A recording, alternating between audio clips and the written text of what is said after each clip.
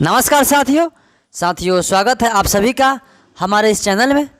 दोस्तों आज के इस वीडियो में हम क्लास 12th का हिस्ट्री से रिलेटेड टॉप 60 प्रश्न देखेंगे।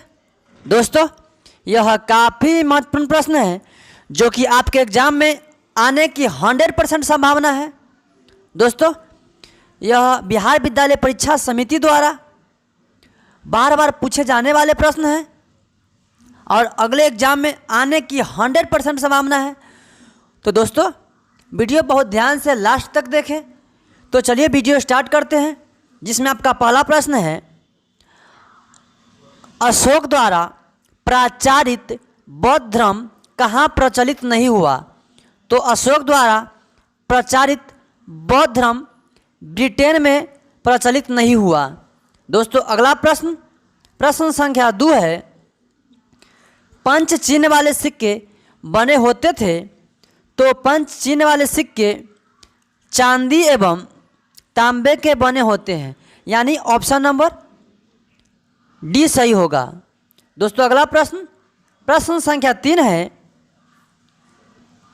पतंजलि के महाभाष्य से हमें जानकारी मिलती है तो पतंजलि के महाभाष्य से हमें प्राक मौर्य काल की जानकारी मिलती है। दोस्तों अगला प्रश्न संख्या 4 है, कबीर शिष्य थे तो कबीर रामानंद के शिष्य थे। दोस्तों अगला प्रश्न संख्या 5 है, जजिया किससे लिया जाता था? तो जजिया जिम्मियों से लिया जाता था। दोस्तों अगला प्रश्न संख्या 6 है, स्थापत्य कला का सबसे अधिक विकास किसके समय में हुआ? तो स्थापत्य कला की सबसे अधिक विकास शाहजहां के समय में हुआ। दोस्तों अगला प्रश्न संख्या 7 है, औरंगजेब ने अपने जीवन का अंतिम भाग बिताया तो औरंगजेब ने अपने जीवन का अंतिम भाग दक्षिण भारत में बिताया था। दोस्तों अगला प्रश्न संख्या 8 है, महालवारी बंदोबस्त किसके द्वारा लागू किया गया था? तो महालवारी बंदोबस्त मार्टिन वर्ड द्वारा लागू किया गया था। दोस्तों अगला प्रश्न संख्या 9 है, राजस्थान और महाराष्ट्र दोनों प्रांत भारत के जिस भाग में आते हैं? तो राजस्थान और महाराष्ट्र दोनों प्रांत भारत के पश्चिमी प्रांत में आते हैं। दोस्तों अगला प्रश्न संख्या 10 है, परगना मुगल काल में था तो परगना मुगल काल में एक प्रशासनिक प्रमंडल था। दोस्तों अगला प्रश्न संख्या 11 है, रखालदास बनर्जी को मोहनजोदड़ो के अवशेष किस वर्ष मिले? तो रखालदास बनर्जी को मोहनजोदड़ो के अवशेष 1921 ईस्वी में मिला था। दोस्तों अगला प्रश्न संख्या 12 है, हड़प्पा किस नदी के किनारे स्थित है? तो हड़प्पा रावी नदी के किनारे स्थित है। दोस्तों अगला प्रश्न संख्या 13 है, सिंधु घाटी के निवासियों को किस धातु का ज्ञान नहीं था? तो सिंधु घाटियों के निवासियों को लोहा धातु का ज्ञान नहीं था। दोस्तों अगला प्रश्न संख्या 14 है, सिंधु घाटी सभ्यता में विशाल स्नानागार के अवशेष कहाँ से प्राप्त हुए? तो सिंधु घाटी सभ्यता में विशाल स्नानागार के अवशेष मोहनजोदड़ो से प्राप्त हुए। दोस्तों अगला प्रश्न संख्या 15 है, भारत का नेपोलियन किसे कहा जाता है? तो भारत का नेपोलियन समुद्रगुप्त को। दोस्तों अगला प्रश्न संख्या 16 है, अंबालिका किसकी पत्नी थी? तो अंबालिका विचित्रवीर्य की पत्नी थी। दोस्तों अगला प्रश्न संख्या 17 है, महर्षि व्यास द्वारा संतान थी? तो महर्षि व्यास द्वारा पांडु, धृतराष्ट्र, विदुर यानी इनमें से सभी संतान थी। दोस्तों अगला प्रश्न संख्या 18 है, घटोत्कच किसका पुत्र था? तो घटोत्कच भीम का पुत्र था। दोस्तों अगला प्रश्न, प्रश्न संख्या 19 है, भीम ने हिडिंबा के साथ कौन सा विवाह संपन्न किया था? तो भीम ने हिडिंबा के साथ गंधर्व विवाह संपन्न किया था। दोस्तों अगला प्रश्न, प्रश्न संख्या 20 है, द्रौपदी किसकी पत्नी थी? तो द्रौपदी अर्जुन, नकुल, सहदेव यानी इन सभी की पत्नी थी। दोस्तों अगला प्रश्न, प्रश्न संख्या 21 है, कर्ण एबाधिकारस्ते माँ फूलशेखदास ने श्रीमद् भगवता के किस अध्याय में वर्णित है? तो इनमें से द्वितीय भाग में वर्णित है। दोस्तों अगला प्रश्न, प्रश्न संख्या 22 है, श्रीमद् भगवत गीता के महत्व पर किसने विचार व्यक्त किए हैं? तो श्रीमद् भगवत गीता के महत्व पर विचार प्रकट इनमें से सभी ने किया था। दोस्तों अगला प्रश्न, प्रश्न संख्या 23 है, महाभारत का युद्ध कुरुक्षेत्र के मैदान में कितने दिन तक चला? तो महाभारत का युद्ध कुरुक्षेत्र के मैदान में 18 दिन तक चला था। दोस्तों अगला प्रश्न, प्रश्न संख्या 24 है, गंगा पुत्र किसे कहा जाता था? तो गंगा पुत्र भीष्म को कहा जाता था। दोस्तों अगला प्रश्न, प्रश्न संख्या 25 है, शिकार के समय रास्ते में पड़ने वाले गांव में भू राजस्व संबंधी जानकारी किस सम्राट ने सर्वप्रथम प्राप्त की? तो शिकार के समय रास्ते में पड़ने वाले गांव में भू राजस्व संबंधी जानकारी सर्वप्रथम अकबर ने प्राप्त की थी। दोस्तों अगला प्रश्न, प्रश्न संख्या 26 है, तंबाकू पर किस शासक ने प्रतिबंध लगाया? तो तंबाकू पर जहांगीर ने प्रतिबंध लगाया था। दोस्तों अगला प्रश्न, प्रश्न संख्या 27 है, साम्राज्यवादी इतिहासकार है।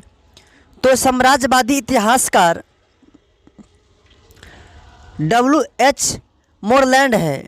दोस्तों अगला प्रश्न, प्रश्न संख्या 28 है, भारत में तंबाकू का पौधा लगाया गया।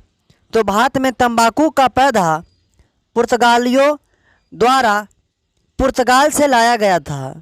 दोस्तों अगला प्रश्न, प्रश्न संख्या 29 है, आईने अकबरी के अनुसार भूमि को कितने भागों में बांटा गया था? तो आईने अकबरी के अनुसार भूमि को 4 भागों में बांटा गया था। दोस्तों अगला प्रश्न, प्रश्न संख्या 30 है, सन 1600 ईस्वी से 1700 ईस्वी के बीच भारत का आबादी लगभग बढ़ी थी। तो सन 1600 ईस्वी से 1700 ईस्वी के बीच भारत की आबादी लगभग 5 करोड़ बढ़ी थी। दोस्तों अगला प्रश्न, प्रश्न संख्या 31 है, अबुल फजल कृत आईने अकबरी में किस शासन का वर्णन है? तो अबुल फजल कृत आईने अकबरी में अकबर के शासन का वर्णन किया गया है। दोस्तों अगला प्रश्न, प्रश्न संख्या 32 है, अकबरनामा की रचना किसने की? तो अकबरनामा की रचना अबुल फजल ने की थी। दोस्तों अगला प्रश्न, प्रश्न संख्या 33 है, कुतुब मीनार का निर्माण किसने आरंभ किया? तो कुतुब मीनार का निर्माण कुतुबुद्दीन ऐबक ने किया था। दोस्तों अगला प्रश्न, प्रश्न संख्या 34 है, अकबर का वित्त मंत्री कौन था? तो अकबर का वित्त मंत्री टोडरमल था।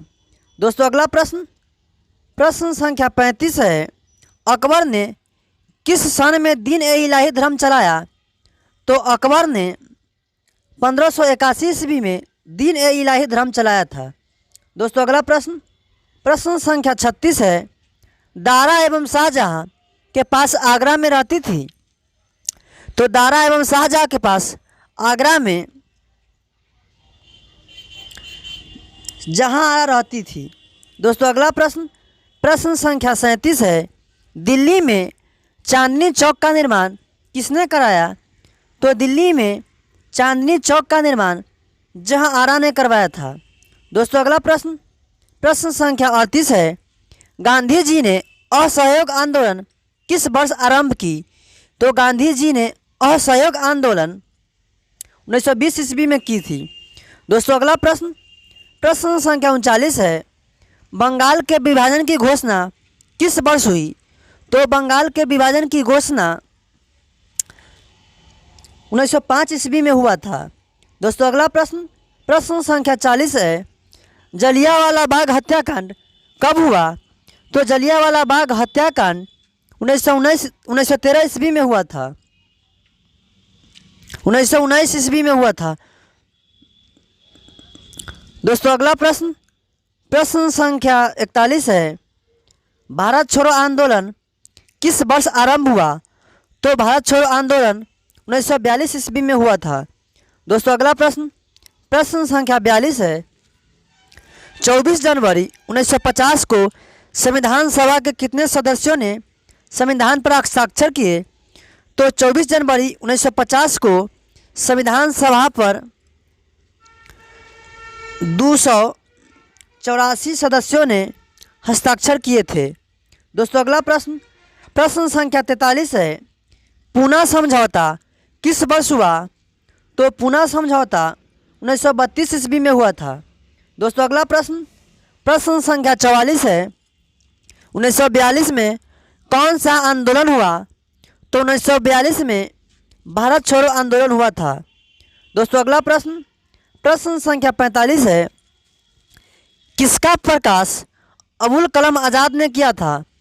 तो निम्नलिखित में अल हिलाल का प्रकाश अबुल कलाम आज़ाद ने किया था। दोस्तों अगला प्रश्न, प्रश्न संख्या 46 है, मोहम्मद अली जिन्ना के बारे में कौन सा कथन सत्य है? तो मोहम्मद अली जिन्ना के बारे में ऑप्शन नंबर ए यानी होम रूल लीग आंदोलन का समर्थन किया था। दोस्तों अगला प्रश्न, प्रश्न संख्या 47 है, मुस्लिम लीग ने मुसलमानों हेतु पृथक राष्ट्र पाकिस्तान की मांग कब उठाई? तो मुस्लिम लीग ने 1940 ईस्वी में पृथक राष्ट्र पाकिस्तान की मांग की थी। दोस्तों अगला प्रश्न, प्रश्न संख्या 48 है, सुभाष चंद्र बोस भारतीय राष्ट्रीय कांग्रेस के अध्यक्ष कब बने? तो सुभाष चंद्र बोस भारतीय राष्ट्रीय कांग्रेस के अध्यक्ष 1938 ईस्वी एवं 1940 ईस्वी दोनों में बने थे। दोस्तों अगला प्रश्न, प्रश्न संख्या 49 है, फॉरवर्ड ब्लॉक की स्थापना किसने की? तो फॉरवर्ड ब्लॉक की स्थापना सुभाष चंद्र बोस ने 1939 ईस्वी में की थी। दोस्तों अगला प्रश्न, प्रश्न संख्या 50 है, सुभाष चंद्र बोस ने कहाँ पर आज़ाद हिंद फौज का गठन किया? तो सुभाष चंद्र बोस ने सिंगापुर में आज़ाद हिंद फौज का गठन किया। दोस्तों अगला प्रश्न, प्रश्न संख्या 51 है, महात्मा गांधी ने सत्याग्रह क्रियाविधि सबसे पहले कहाँ प्रयुक्त किया? तो महात्मा गांधी ने सत्याग्रह विधि सबसे पहले चंपारण में प्रयुक्त किया था। दोस्तों अगला प्रश्न, प्रश्न संख्या 52 है, अंग्रेजी पुलिस अफसर कैप्टन सॉन्डर्स किसके द्वारा गोली से मारा गया था? तो अंग्रेजी police captain Saunders Bhagat Singh के गोली के द्वारा मारा गया था। दोस्तों अगला प्रश्न, प्रश्न संख्या 53 है, जय हिंद का नारा किसने दिया? तो जय हिंद का नारा सुभाष चंद्र बोस ने दिया था। दोस्तों अगला प्रश्न, प्रश्न संख्या 54 है, निम्नलिखित में से किस वर्ष मुस्लिम लीग ने एक पृथक राष्ट्र का संकल्प स्वीकार किया? तो निम्नलिखित में मुस्लिम लीग ने 1940 ईस्वी में पृथक राष्ट्र पाकिस्तान का स्वीकार किया। दोस्तों अगला प्रश्न, प्रश्न संख्या 55 है, वर्ष 1947 के बाद निम्नलिखित में से किस राज्य को भारत संघ में सैनिक कार्रवाई द्वारा बलपूर्वक मिलाया गया? तो 1947 के बाद बलपूर्वक मिलाया गया संघ निम्नलिखित में हैदराबाद है। दोस्तों अगला प्रश्न, प्रश्न संख्या 56 है, किसने कहा था तुम मुझे खून दो मैं तुम्हें आज़ादी दूंगा? तो सुभाष चंद्र बोस ने कहा था तुम मुझे खून दो मैं तुम्हें आज़ादी दूंगा। दोस्तों अगला प्रश्न, प्रश्न संख्या 57 है, देश बंधु की उपाधि संबंधित है। तो देश बंधु की उपाधि चित्तरंजन दास से संबंधित है। दोस्तों अगला प्रश्न, प्रश्न संख्या 58 है, कांग्रेस का 1929 का अधिवेशन जिसमें पूर्ण स्वराज का लक्ष्य घोषित किया गया था, कहाँ पर हुआ था? तो कांग्रेस का 1929 का अधिवेशन जिसमें पूर्ण स्वराज का लक्ष्य घोषित किया गया था वह लाहौर में हुआ था। दोस्तों अगला प्रश्न, प्रश्न संख्या 59 है, दांडी किस राज्य में स्थित है? तो दांडी गुजरात राज्य में स्थित है। दोस्तों अगला प्रश्न, प्रश्न संख्या 60 है, 1942 ईस्वी में कौन आंदोलन हुआ? तो 1942 ईस्वी में भारत छोड़ो आंदोलन हुआ था।